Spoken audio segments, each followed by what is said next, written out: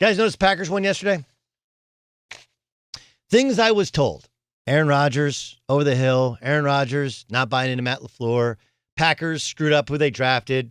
Shouldn't have taken A.J. Dillon. Should have taken a wide receiver instead of taking Jordan Love. Packers are dumb. Everybody else is smart. Twitter's smart. You know, blah, blah, blah, blah, blah, blah, blah. Packers won how many games last year? 13. Went to the NFC Championship game? Yep. NFC Championship. Packers are in line to be the number one seed this year in the NFC, which, by the way, is more important than the number one seed last year because that would be the only team that gets a bye. They've beaten the Saints, who right now have the same record as them. So, tiebreaker, obviously, they got a great shot.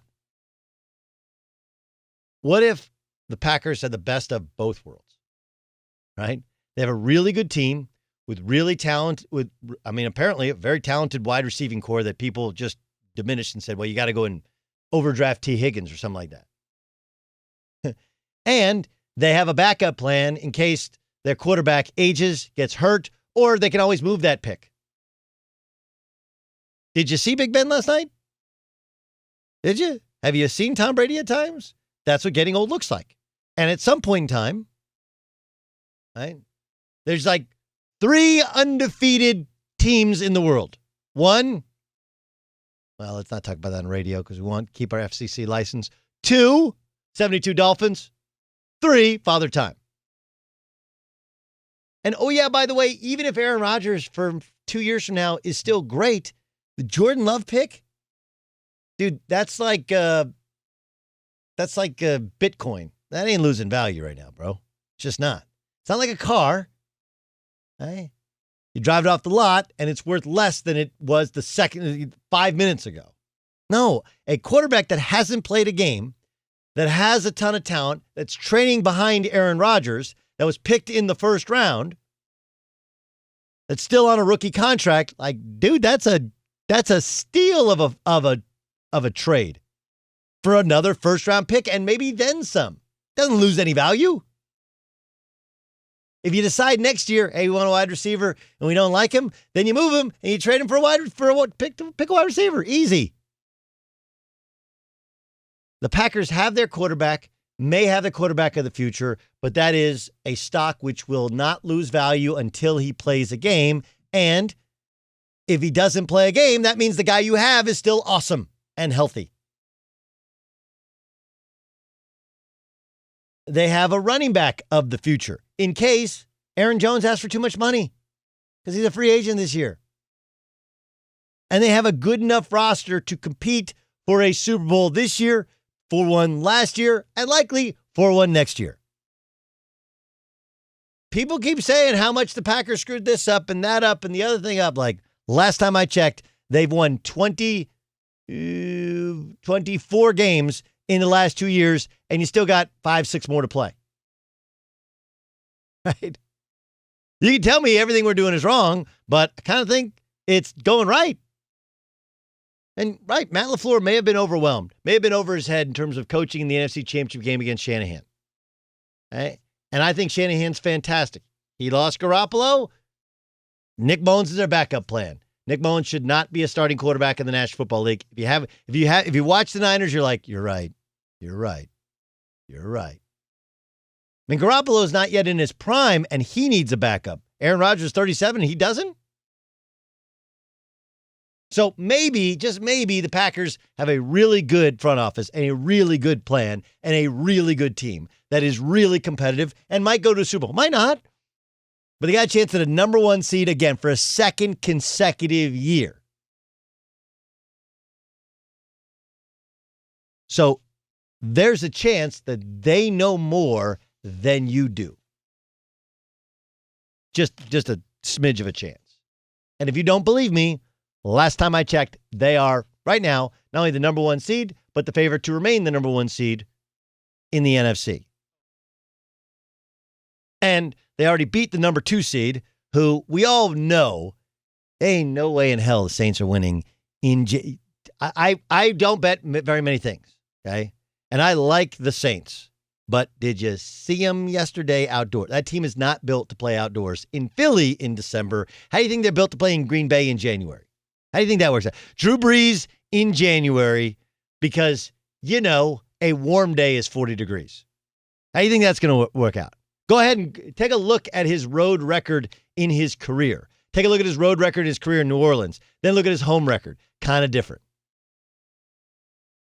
I mean, he fractured every rib in his rib cage. He had a collapsed lung. He already looked like he couldn't throw a football down the football field. And they already lost to the Packers once this year. But I'm sure it's fine. That's a matchup that the Packers are shaking in their boots about. Oh, Seahawks. Hey, who beat the Seahawks in Green Bay? Who beat the Seahawks last year? Man, I did think that. So, Rams. Rams could beat them. They could. I like the Rams. I like the Rams more than anybody else likes the Rams. But Ramos is a lifelong Rams fan. When I say Rams, cold weather, NFC championship game, makes you think of what, 85 Bears? 85 right? Bears, where they just got stomped. Like stomped. 49-0. Smushed. And I'm not Aaron Donald's Pittsburgh guy, right? Like, he's a tough dude. Like, it's not. But when you've lived out here, I walked outside, it was 45 degrees. I thought I was going to die. You get so soft. You're going to go to Green Bay and you're going to win in January against Aaron Rodgers. Okay. Sure. But Twitter knows more than the Green Bay Packers organization.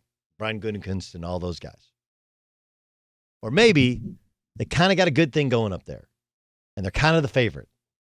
And they seem to be actually getting better. I don't know if we're wrong. Like, I didn't have a strong enough opinion on Josh Allen, but what I do, again, this is a lot like the COVID thing. Like, I actually listen to the professionals. And I'd had enough. I've had enough, but I also know enough NFL people, quarterback people, Trent, Jordan Palmer, Carson Palmer, some of these other quarterback gurus to know that they all say, you get to the NFL and you're not going to make a guy more accurate. Right? Have you ever heard that? Like we can improve a lot of stuff, but accuracy,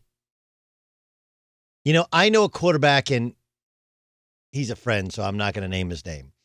But his coach told me, I was like, why wasn't he better as a pro? He's like, look, normally the best quarterbacks, it's like a window.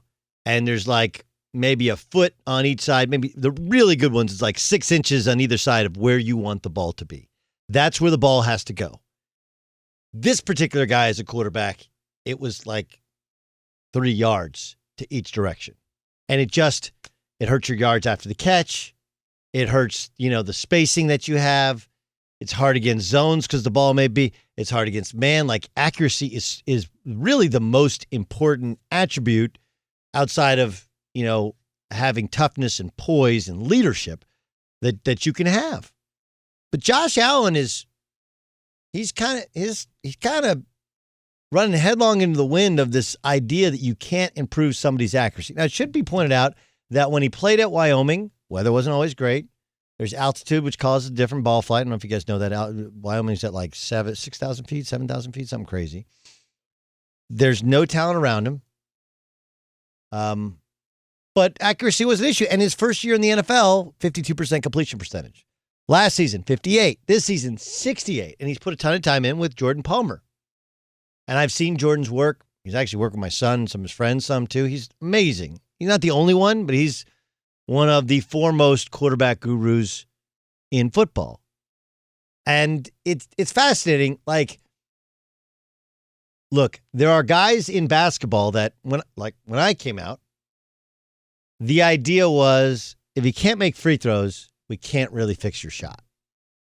Right? Like, we can extend your range, but if your shot is so fundamentally flawed, you can't make free throws. That's a big number for basketball scouts. What's he shoot from the free throw line? What's it look like? The ball look right?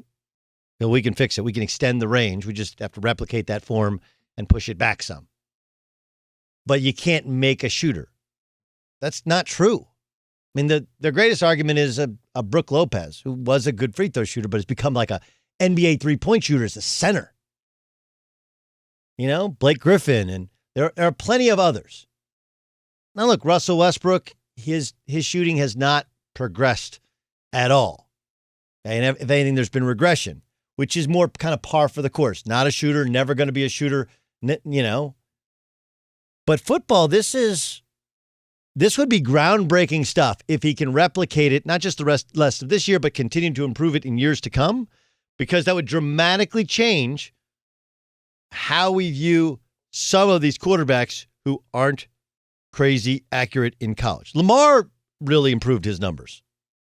Now, part of what they've done with Lamar, they've improved his fundamentals, but they're trying to do everything inside the numbers, because when he gets loose, Lamar's issue has always been this. His misses are bigger misses than anybody else.